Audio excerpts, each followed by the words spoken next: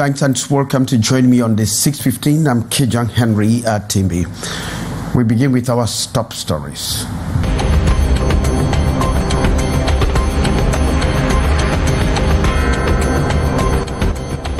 First-time visually impaired Cameroonians will have an easy way to the voting process for the visually impaired introduced tactile jackets, replacing the reliance on braille to enable smoother voting in the October 12 presidential election. And over so far, 100 visually impaired voters in Yaoundé have already been trained on the new mechanisms. And for years, she has been living under an unfinished building, heavily pregnant, mentally unstable, and raising her 4-year-old daughter alone.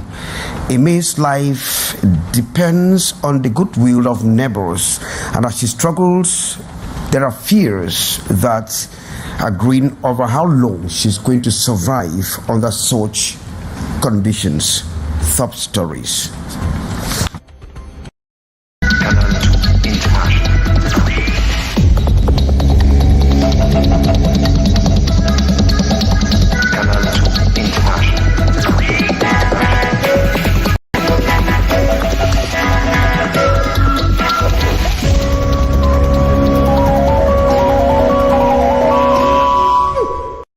Welcome to join me. You can hook up with us on our respective platforms on Canada International. We begin from Yaoundé, where at the Lonkat neighborhood, Aime's life teeters on the edge. For years, she has been living under an unfinished building. She's heavily pregnant and mentally unstable and raising her 4-year-old daughter alone. But as she depends on neighbors' goodwill, but the struggle continues to deepen as fears grow under how long will she take to survive such conditions? Beatrice Ngamo reports from Yaoundé. In front of this unfinished building, Aime, in her 20s, and daughter have found their abode. No, c'est mon village ici.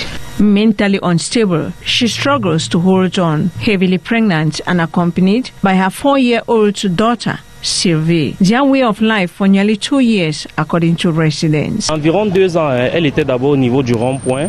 Lorsqu'il y a eu des travaux d'aménagement routier, elle a été délocalisée. Elle est venue s'installer là.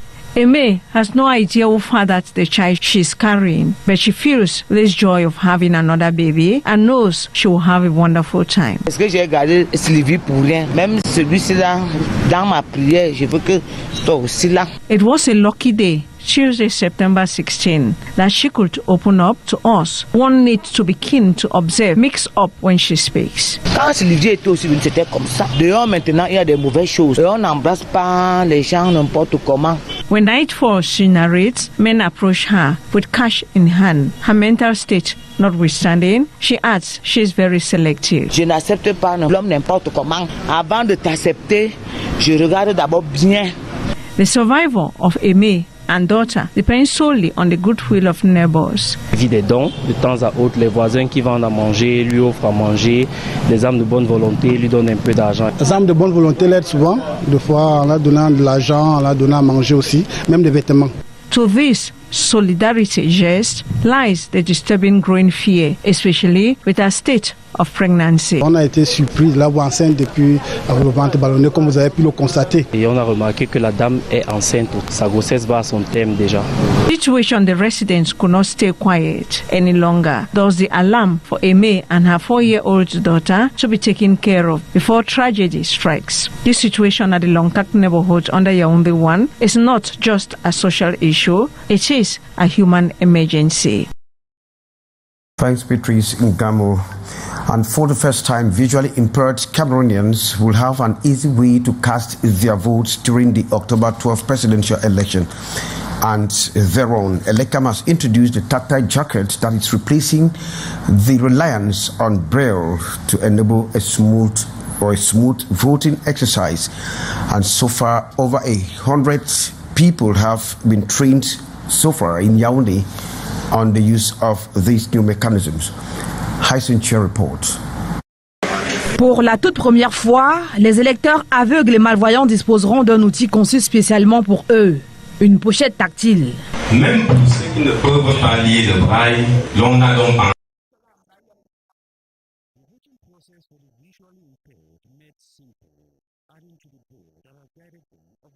The voting process for the visually impaired made simple, adding to the braille that has guided them over the years. They will, for the first time, on October 12, vote easily using the tactile jackets. You have political parties ranked alphabetically. You will be given 12 tactile jackets, each having a ballot paper inside. If you're not reading braille, you touch on the right side of the tactile jacket, you count the number of dots, and if you are voting, for example, for candidate X, which is maybe 8, you count the number of dots or tactiles that you have there, and when they are 8, you take the bulletin that is inside, you put in the normal envelope that they will give you, and you take it now, you put in your envelope, and you go and put normally as other people can vote. Presenting the new mechanism to the handicapped this September 17 at the ELECAM's headquarters in Yaoundé, the Director General of Elections, Eric Esuse, says the initiative is to boost inclusion in the electoral process. The new mechanism to permit visual person with handicap to vote safely, confidentially, to be sure that he is taking the candidate of his choice. A sigh of relief for the visually impaired who are ready to fully participate in the highly awaited presidential election. One of the worries that people with visual impairment had was that capacity of voting who they want to vote without any third party knowing what they are doing. Now, thanks to ELECAM, it is possible, and we highly appreciate that. This is a serious advancement. The move also lauded by political party leaders as that which will greatly influence the result of the polls. I could see some of the voting cards. I could see they have been designed in such a way that the visually impaired can make a difference between, say, SDF, CPDM, UNGP, and so on. It's quite fascinating, I must say so.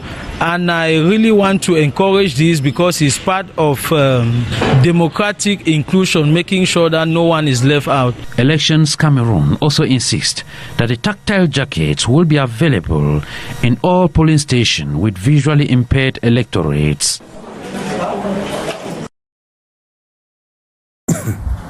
Thanks, Hyacinthe Chial. The National Union of Journalists of Cameroon, SNGC, has tabled its demand before the SDF candidate Joshua Osi in Douala. In a memorandum presented on September 16, the union outlined 5 pressing challenges facing the profession, from weak state support to the fragile labor protection issues the union says drive many journalists into precarious conditions. Sherifa Saleh. The National Union of Journalists of Cameroon, SNGC, has begun a series of meetings with presidential candidates to demand stronger protection and better working conditions for the press ahead of the country's October 12 election. Cette sécurité des journalistes est importante et cruciale parce qu'elle a amené quand même à la perte de plus d'une dizaine de journalistes au Cameroun. In Douala, September 16, 2025, the union presented a memorandum to Social Democratic Front SDF candidate Joshua Osi. The document outlines 5 major concerns, including the lack of state support for media outlets, the poor enforcement of the collective labor agreement, and the difficulty journalists face in obtaining a national press card. Joshua Osi, who is among the 12 candidates contesting the presidency, responded to the grievances during the meeting. The points that were brought up in your memorandum are already covered in my political program for the 2025 election, and those points that are not covered are all very valid points and will be integrated. But one thing I can assure you is that I am fundamentally a Democrat, and as such I understand the raison d'être of the fourth power. I understand the fact that the press and media needs to be central in informing Cameroonians about what's going on around. The SNGC says it will also deliver the same memorandum to the other candidates in the coming weeks in a bid to ensure that press freedom and the welfare of journalists feature the national debate. Thanks very much, Sherifat Saleh. As Cameroon heads into the presidential election as well as the regional election, the Ministry of Communication is spotlighting ethical responsibility in public information service. They have been meeting in Yaoundé with external and internal services of that ministerial department to reflect and strengthen the professional standards. The stakes of the annual conference with officials of the central, decentralized and external services of the Ministry of Communication extended to affiliated agencies aim to reinforce responsibility of public information services in the lead-up to the presidential and regional elections. Equal coverage for all the presidential candidates. This is the first obligation, I would say. You should be objective, you should be fair, so that nobody could complain. This is the first obligation. And the second is that, the whole population of Cameroon should know exactly what is going on everywhere. So I would say the main prescriptions is that they should be professional. Secondly, they should be objective. All election, especially the presidential, the communication boss reiterates that the role of our media will be very important. It could be positive and it could also be negative. The coverage of this event, these important events, but in their contribution to the maintaining of a peaceful climate during these elections. The three-day discussion is under the theme Public Communication Services in the Face of Electoral Challenges, underscoring the need to provide citizens with balanced, calm, and professional responsible media coverage. From technical accuracy to rigor, the conference aims to equip communication professionals to navigate the sensitive electoral periods where every word and image can have an impact. Beyond the discussions, the event signals a redefined vision of public communication, one that balances the duty to inform with the mission of promoting social cohesion and peace. Thanks very much, Beatrice Ngamo. And the Prime Minister, Head of Government, Chief Dr. Joseph Dion Ngouti has presided over the launch of ProAlur, that is a new aluminium processing plant in Douala. It is worth 88 billion francs CFA and is expected to provide some 1,500 jobs to young Cameroonians. Ambok Dadistiba. Laying of the foundation stone for the construction of an aluminium processing plant at the Bassa Industrial Zone in Douala, September 12, 2025, by the Prime Minister, Chief Dr. Joseph Dion Ngouti. The facility, developed by industrial heavyweight Prometal Group, will sit on a 72,000 square meter site. It marks the group's fifth factory and its most ambitious project to date in the aluminium and copper transformation sector. Speaking at the event, Prometal Group Chairman and Chief Executive Officer stated that the plant is expected to produce up to 60,000 tons of aluminium sheets and coils annually, alongside 8,000 tons of copper aluminium electrical cables. The products will serve both the local and regional export markets.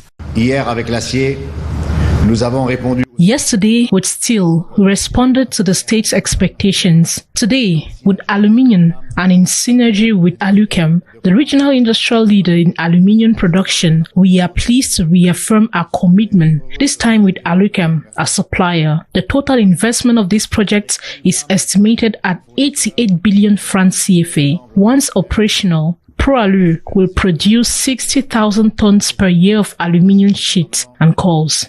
Des panneaux sandwich et des panneaux composites.